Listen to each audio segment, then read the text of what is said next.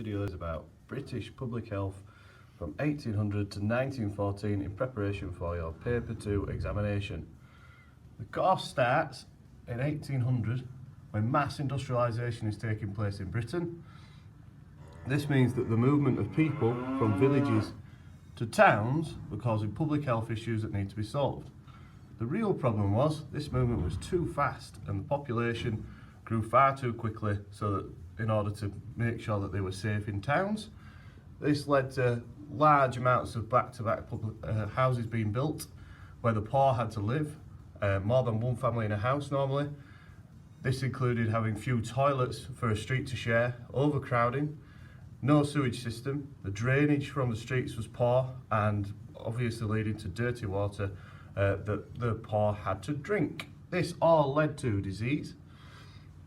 This came at a time when it was a belief that bad smells was causing disease, so there was no real need to clean up everything, and people didn't see the link between germs and disease, or filth and disease. This meant that by the 1840s, very little had changed, even though there had been huge cholera epidemics killing thousands of people.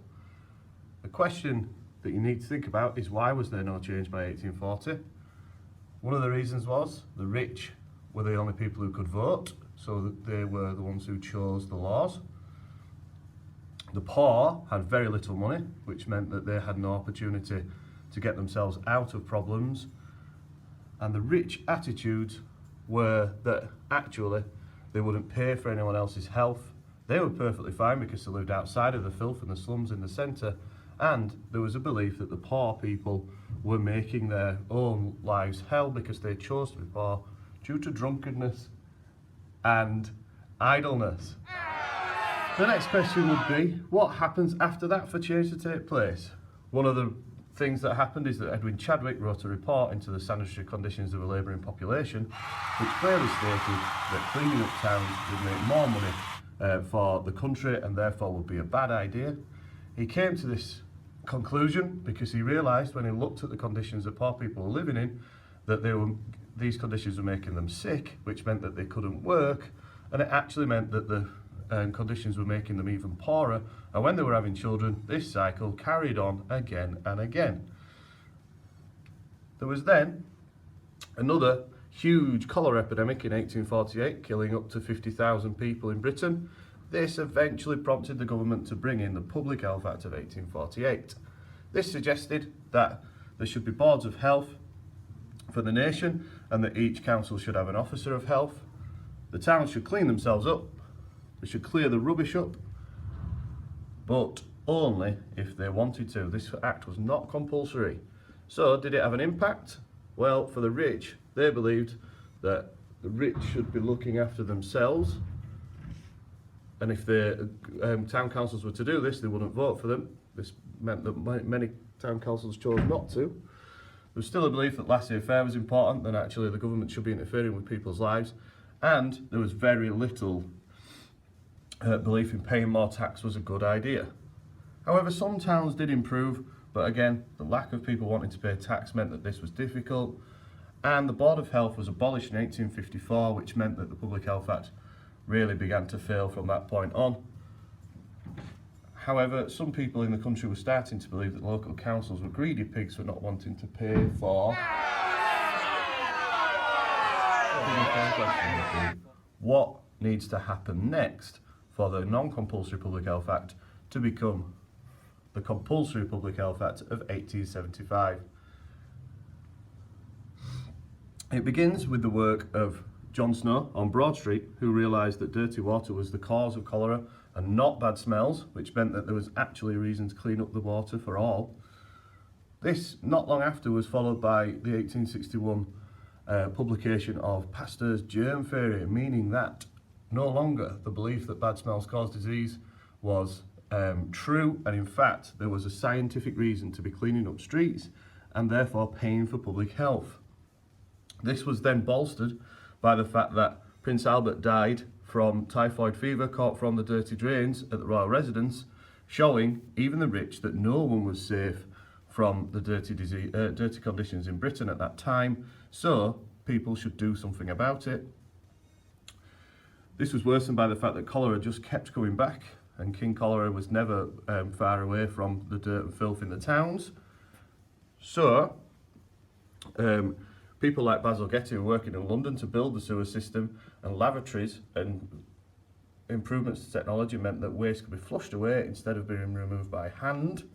These all came about because of the Great Stink in London in 1858, which gave the people in power a real taste of how bad the situation was due to the Great Stink and the smell in London at that time.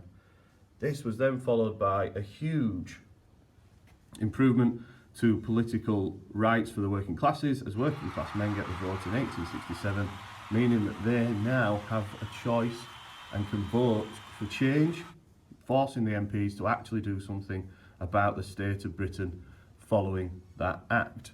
This meant that the Public Health Act of 1875 becomes compulsory, making all the points from 1848 compulsory and bringing in further legislation, which was the Artisan Dwelling Act, Food and Drugs Act and River Pollution Act.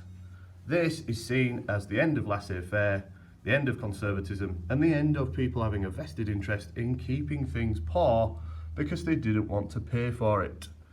Following that act, some mill owners took the situation into their own hands and started to build model villages, trying to show that it was possible to have healthy workers, and healthy workers meant better work. They were also competing with each other. That meant that they were trying to make the best model villages they could. The question would be though, did it work for all the country? Was 1875 the end of the story? And we know that it wasn't, because people like Seaborn Rowntree, working in York, realised that many people, up to 25% of the country, were living below the poverty line and were more vulnerable at certain points of the year. Charles Booth, working in London, realised that the poor people were still extremely poor due to low wages, and this meant that they were in poverty and their diets were terrible, leaving them vulnerable to disease and death.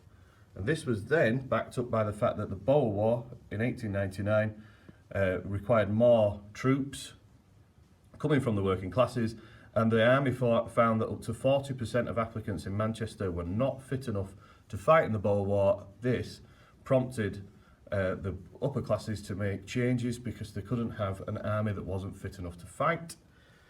The Labour Party were also starting to take formation. This was made up of workers who believed that if they could vote, they should also have some MPs so they could have a say in how laws were made.